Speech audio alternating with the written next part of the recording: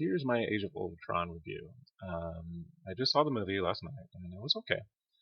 Um, Although it was rather passionless, and it felt like the movie was created by a committee or artificial intelligence itself, which is kind of ironic. Um, the beginning of the movie, you're dropped off into a fight scene where the Avengers barely have any risk involved because you know the movie's not going to end within 15 minutes. Um, but the whole fight scene, if the whole purpose of it was just to show off Avengers being Avengers, kicking ass and taking names, they should do a montage or just cut it down to a couple of seconds. We didn't need it to be so long. Next, if you're gonna, I really liked one part I did really like about the movie though is the Scarlet Witch and Quicksilver because they were new, they were something being introduced to you, um, and they had a really good story to them. When Ultron interviews them, that was one of the best parts of the movie.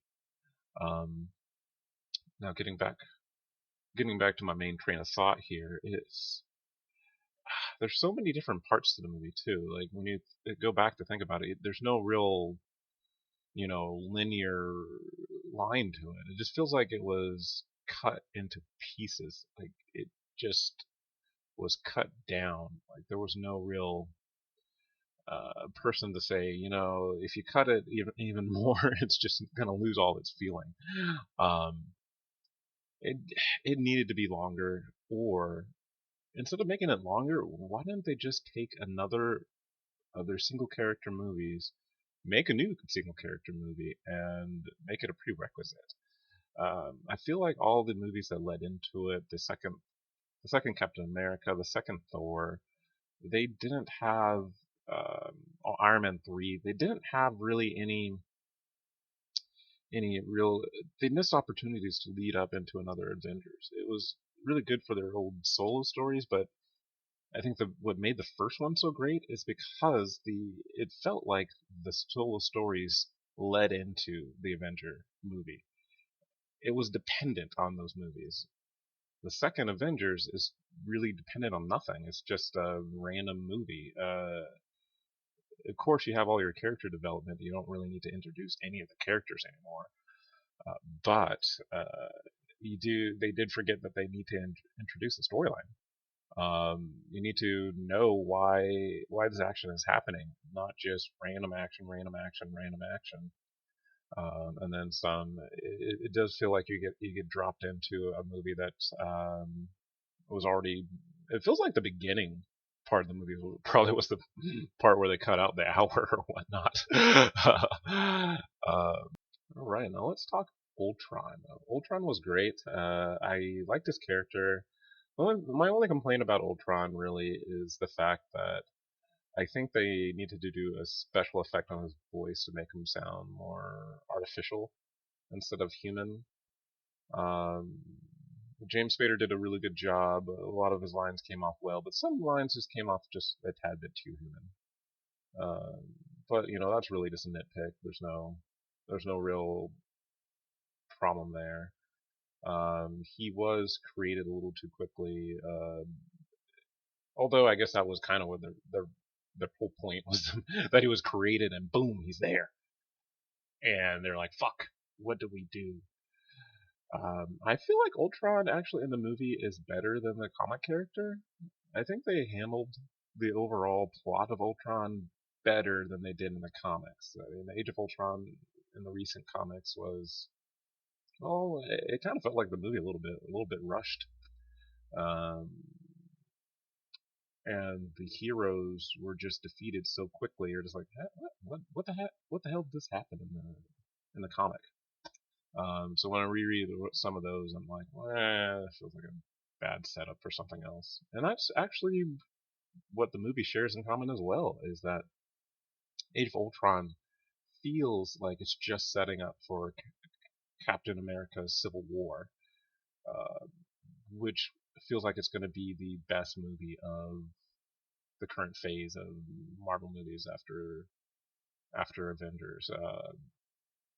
I don't even think Age of Ultron will compare really in quality of movie.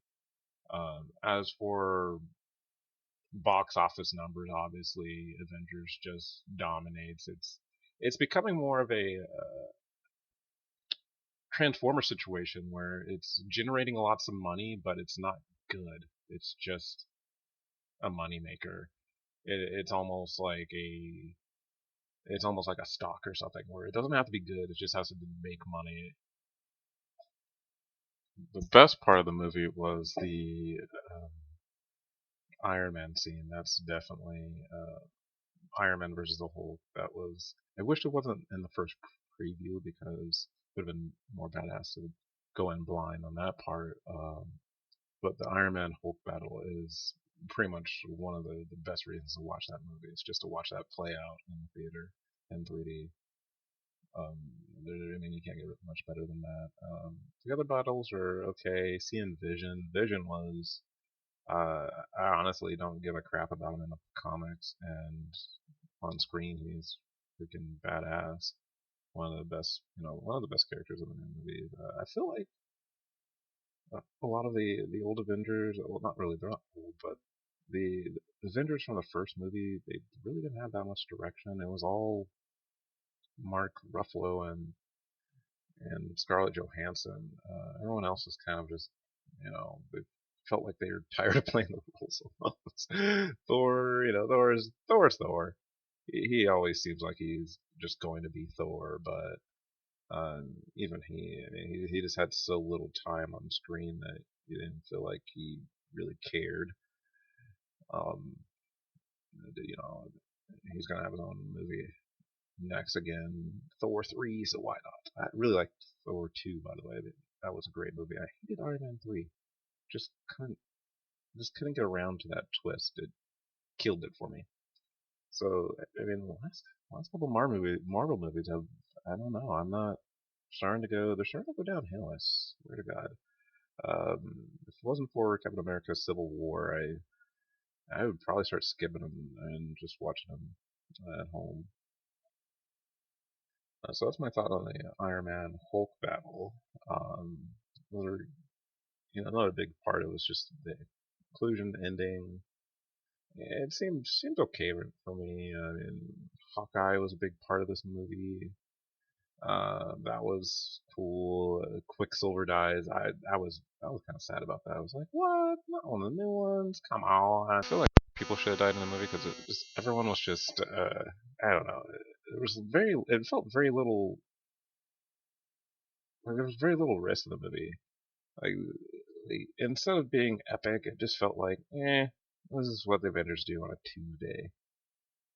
Nothing, nothing too exciting. Just stupid killer robot. We all know killer robots never win. At least not in movies. At least not for long in movies.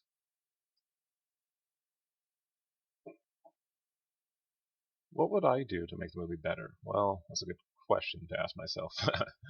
What I would do is I would make the movie longer. I would have made another movie before it, just to lead into it. And also, I wouldn't. I feel like Josh Whedon was a kid who wanted to use every color in his coloring box, so all his pictures look the same and kind of messed up. Uh, don't use every crown. Just focus in on a couple characters and make everyone else supporting. You don't need all characters with same equal amount of screenplay where it just feels like past the buck. Or maybe you even go non-linear with it, like um, do a single, maybe instead uh, of focusing everyone equally and like all in the same scene, maybe make it everyone's individual story of this big picture movie, and have it where the viewer has to draw it together, instead of just one really cookie cutter movie where a lot of people say Josh Whedon's a genius for. I would say he's a genius for the first one. For the second one, I don't really feel like without anyone with a budget like that would make anything different. I mean, quite honestly, uh, it was. formulaic. It was, if you had all the resources, you would just make the exact same damn movie. Really, if you didn't want to be innovative, you would just do exactly what happened in Age of Ultron. You would just do the exact same fucking thing. There's nothing that really makes you say, oh, that was the most awesome scene. Like, oh man, out of all of it, it all just kind of runs together. Um, Although the one thing that did stand out for me was the whole Vision being able to hold Thor's hammer, and the whole Thor's hammer was pretty much a good part of the movie. Um, it's a good thing from the comic books that really just wasn't touched on enough before, so good spot to put it in. A redeeming quality of the movie. In conclusion, great movie, but I feel like it's skip it. Like, skip it in the theaters and just watch it at home. On DVD, on Netflix, on whatever portal it's going to be on. We all know it's not going to be on Netflix anytime soon, but Redbox. It's going to be a good Redbox. uh,